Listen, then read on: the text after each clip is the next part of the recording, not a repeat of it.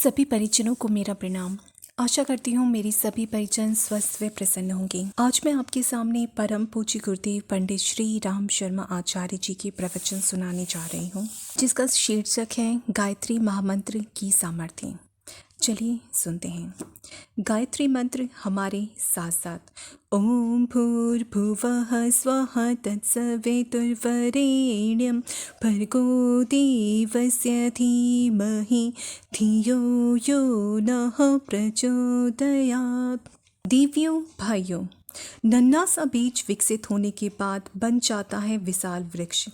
बरगद का जरा सा बीज होता है छोटा सा, लेकिन आपने देखा होगा जब वह विकसित होता है, फैलता फूलता है, तब यह कितना बड़ा विशाल वृक्ष बन जाता है। छोटी चीजें विकसित होती चली जाती हैं।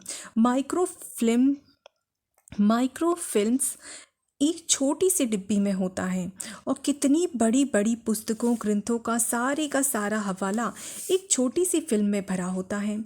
आदमी का सारा जिस्म एक छोटे से शुक्राणु के भीतर जमा हुआ रहता है। हमारी ये वंश परंपराओं के इतिहास एक छोटे से जीन्स के भीतर बैठे रहते हैं, जो हमको दिखाई भी नहीं पड़ते। इतने छोटे जीन्स होते हैं, इनके अंदर न जाने कितनी पीढ़ियां भरी पड़ी होती हैं। एटम छोटा सा होता है और एटम के भीतर भी बहुत सारे हिस्से होते हैं। उसके भीतर सारे के सारे सौरमंडल का नक्शा छिपा हुआ पड़ा रहता है। सौरमंडल नहीं, पूरा ब्रह्मांड किस ढंग से बनाया हुआ है, किस स्टाइल से चल रहा है। सौरमंडल में ग्रह नक्षत्रों के बीच में आपस के तालमेल कैसे हैं, यह छोटे से छोटे हिस्से में आपको देखने का मन हो तो आप एक छोटे से एटम को देख सकते हैं और एटम के वर्गों का विश्लेषण करके जान सकते हैं कि ब्रह्मांड कैसा होना चाहिए। भारतीय धर्म और संस्कृति को आपको देव संस्कृति और देव धर्म कहना चाहिए। अगर इसका वास्तविक स्वरूप आपको छोटे रूप में देखना हो, आपका मन हो कि संक्षेप में ही हमको बता दीजिए, थोड़े में ही हमको बता दीजिए, तो सूत्र रूप में ही भारतीय धर्म और संस्कृति को आपको समझाया जा सकता है। उसका रहस्य और सामर्थ्य यहाँ छुपी पड़ी है, उसकी जानकारी कराई जा सकती है। पाणिनि का व्याकरण बड़ा विशाल है। संस्कृत का यह ग्रामर दुनिया की सबसे ज़्यादा बड़ा और विस्तृत है। इस व्याकरण के 8वें अध्याय के प्रारंभिक सूत्र में यह बताया गया है कि शंकर भगवान ने डमरू बजाया और डमरू बजाने के बाद 14 सूत्र निकले, 14 आवाज़ें निकली।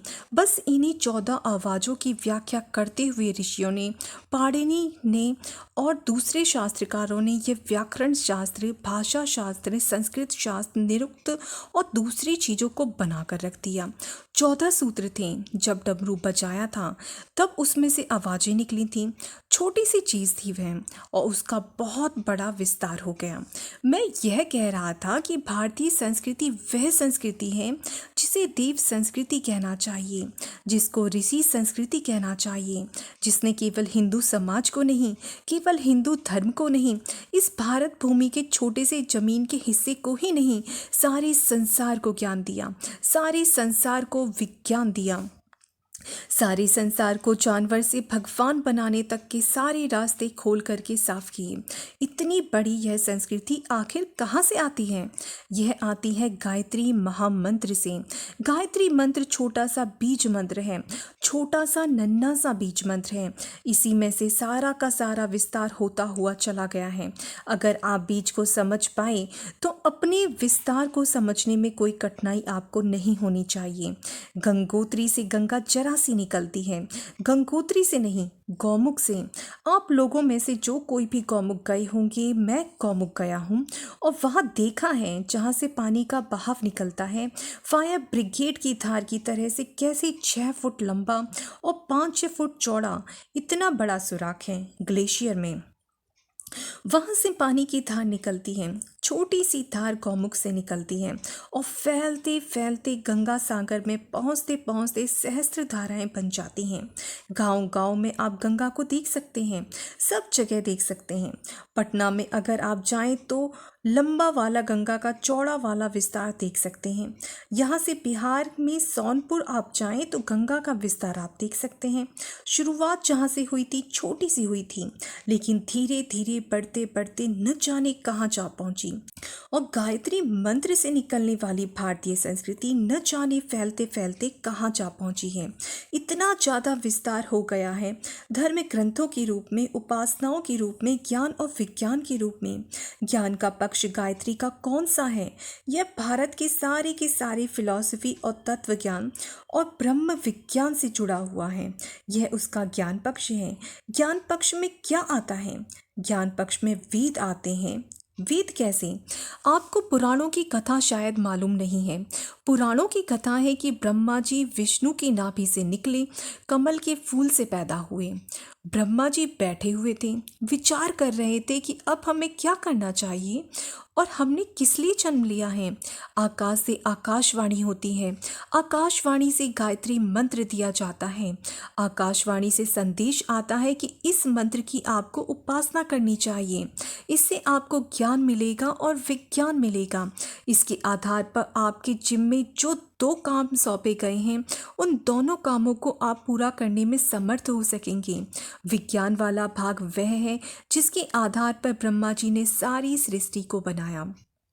मैं यह पुराण की कथा कह रहा हूँ। सारी सृष्टि को बनाया, पदार्थ को बनाया, पंच तत्वों को बनाया, सतरज तम को बनाया, जाने क्या से क्या बनाया। ये सृष्टि जो कुछ भी दिखाई पड़ती है, जिन वस्तुओं से बनी हुई है, विज्ञान वाला भाग है। गायत्री मंत्र की उपासना विज्ञान पैदा हुआ। विज्ञान को बना देने के बाद में ज्ञान विज्ञान का क्या उपयोग होना चाहिए। अगर गलत उपयोग होने लगा तो मुसीबत आ जाएगी। आग का गलत उपयोग होने लगे तब तो मुसीबत आ जाएगी। बिजली का गलत उपयोग होने लगे तब तो बेटी मुसीबत आ जाएगी। अगर कहीं से कोई एक तार लीक करने लगे तो सारे के सारे टीन शेड में करंट फैल जाएगा, और जहां हम और आप बैठे हुए हैं, एक दूसरे से चिपक करके सारे आदमी 1 सेकंड के भीतर ख़त्म हो सकते हैं। बिजली का पंखा चला लीजिए, माइक लगा लीजिए, 1 सेकंड के अंदर आपका सफाया कर सकती है। विज्ञान को बना दिया, लेकिन विज्ञान की सामर्थ्य इतनी भयानक है कि अगर उसका ठीक उपयोग न किया जा सका तो क्या से क्या हो सकता था। इसलिए ब्रह्मा जी को दूसरे चरण के रूप में आकाशवाणी फिर हुई और फिर कहा गायत्री का तप करना चाहिए। गायत्री का तप ब्रह्मा जी ने किया और दूसरे पक्ष में ज्ञान बनाया। ज्ञान क्या बनाया? ज्ञान का सारे संसार में सबसे पहले विस्तार कहाँ से हुआ? उसका नाम है वेद। वेद क्या है? वेदों के बारे में पुराणों में जो उपाख्यान है, उसमें से बताया गया है कि ब्रह्मा जी ने सबसे पहले गायत्री के 4 चरणों की व्याख्या अपनी 4 मुखों से 4 वेदों के रूप में किया है। 4 वेद क्या हैं? गायत्री के 4 चरणों की व्याख्या। गायत्री के 4 चरण कौन से हैं? 3 चरण वे हैं जो 8-8 अक्षरों के 3 टुकड़ों में बटे हुए हैं, और एक हिस्सा वह है जिसको हम कहते हैं शीर्ष। शीर्ष क्या है? मूर्ध्वज वह इसका शीर्ष है, और 3 इसके चरण हैं। चारों को मिला करके गायत्री को 4 पाद वाली भी कहा है, 3 पाद वाली भी कहा है। 4 वेद क्या? 4 वेद गायत्री के व्याख्यान। ये चारों गायत्री के व्याख्यान के रूप में हैं। जिस गायत्री मंत्र को हम आप लेकर के चले हैं, गायत्री मंत्र के आधार पर हम प्राचीन खोई हुई संस्कृति को पुनर्जीवित करना चाहते हैं। गायत्री मंत्र वह जो कि नए युग का संदेश लेकर के आता है।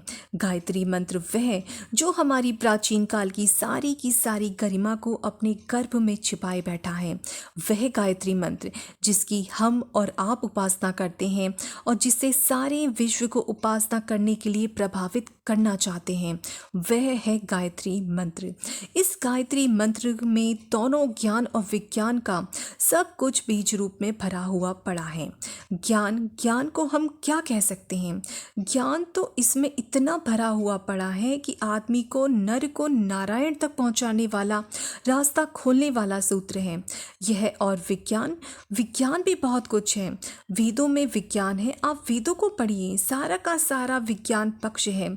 इसमें पूरी की पूरी साइंस है। इसमें पूरा अथर्ववेद केवल विज्ञान का पक्ष है। जर्मन वालों को जब मालूम पड़ा कि हम हैं आर्य, आर्यों का मूल ग्रंथ कौन सा था? वेद। जर्मन वालों ने मैक्स मूलर को हिंदुस्तान में भेजा और वह 17 साल तक वेदों का पता लगाते रहे, वेदों की खोज करते रहे। उन्होंने ऋग्वेद का भाष्य जर्मन भाषा में सबसे पहली बार किया। 15-16 वर्ष हिंदुस्तान में रहने के पश्चात वे ऋग्वेद ले गए थे। लोग कहते हैं कि विज्ञान की बहुत सी जानकारियां उन्होंने वेदों से प्राप्त की थीं। मैं कह नहीं सकता कि जो वर्तमान विज्ञान है वह भी वेदों से निकला है कि नहीं निकला, लेकिन प्राचीन काल में वेद अपने आप में विज्ञान था, उसका अपने आप में शोध था। आज से तालमेल खाता हुआ यह जरूर नहीं है कि आज का जो विज्ञान है और जिस पहलू से मनुष्य अपनी व्याख्या करता है और अपने प्रतिपादन करता है, प्राचीन काल में उसी तरह का विज्ञान रहा हो। विज्ञान की दूसरी धाराएं भी हैं, दूसरे तरीके भी हैं, दूसरे ढंग भी हैं। जो आज हमारे हाथ में आ गया वही एक मेथड नहीं है। विज्ञान का और भी मेथड है जिसके आधार पर किसी पदार्थ के किसी हिस्से की जांच के द्वारा न जाने कितनी शक्तियों का प्रतिपादन कर सकते हैं, कितने उभार पैदा कर सकते हैं। यह साइंस का एक पक्ष है जो आज हमारे हाथ में है। साइंस का यह एक छोटा पक्ष है। साइंस के क्या और पक्ष हैं? हाँ, और पक्ष हैं, और वे पक्ष खोजे जाने बाकी हैं। अभी आपको एंटी मैटर और एंटी यूनिवर्स के बारे में मालूम ही नहीं है। एंटी मैटर और एंटी यूनिवर्स की जानकारियाँ लोगों को जब मालूम पड़ेंगी तो लोगों को पता चलेगा कि आज का जो विज्ञान है यह एक मजाक है, एक दिल्लगीबाजी है, एक छोटा सा बच्चों के हाथ का खिलौना जैसा है। अभी तो बहुत सारी साइंस छिपी पड़ी है। वेदों में ज्ञान वाले पक्ष, विज्ञान वाले पक्ष, दोनों पक्ष हैं। वेदों की व्याख्या कर रहे हैं आप? नहीं बेटे, वेदों की व्याख्या नहीं कर रहा। वेद गायत्री माता के 4 बालक हैं क्योंकि उनको वेद माता कहते हैं। बच्चे कैसे मजबूत हैं, बच्चे कैसे अच्छे हैं, बच्चों के हिसाब से उनकी पालन करती मात्रा का हवाला दे रहा हूँ। यह कह रहा हूँ कि सीता के 2 बच्चे थे, लव कुश, जिनकी बड़ी प्रशंसा की गई है, लेकिन आपको उनकी माँ की प्रशंसा भी मालूम होनी चाहिए। भरत की प्रशंसा।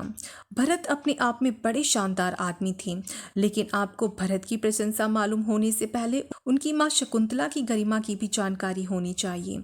विनोवा, बालकोवा, विठोवा तीनों बहुत शानदार थी। ठीक है, आपको ये जानना चाहिए, पर साथ ही यह भी जानना चाहिए कि इनको बनाने वाली क्षमता कौन थी। वह थी इनकी माँ, जिन्होंने तीनों बच्चों को बाल ब्रह्मचारी बना दिया, ऋषि और तपस्वी बना दिया। चारों वेदों को बनाने वाली माँ, जिसका नाम है गायत्री मंत्र। गायत्री मंत्र बहुत शानदार मंत्र है। हम क्या कर सकते थे, हम भूल गए थे। पिछले दिनों से अंधकार के युग में हमने बहुत सारी चीज़ें गंवा दी थी। उसमें से एक चीज़ यह भी गंवा दी थी जो हमारी मूल संस्कृति थी। अंधकार युग में मतांतर पैदा होते चले गए, संप्रदाय पैदा होते चले गए, अनेक तरह के विचार आते चले गए, कितना कितना बिखराव पैदा होता चला गया। बिखराव पैदा होते हुए भी मूल सत्ता जहाँ की तहाँ है, मूल बात जहाँ की तहाँ है।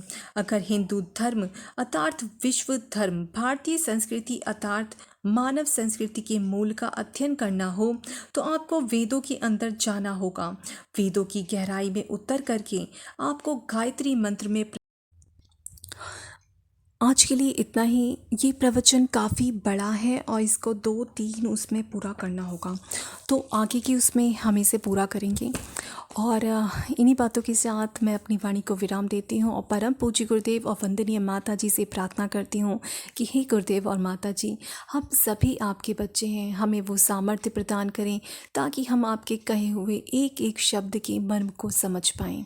इन्हीं शब्दों के साथ सभी को प्रणाम। जय गुरुदेव।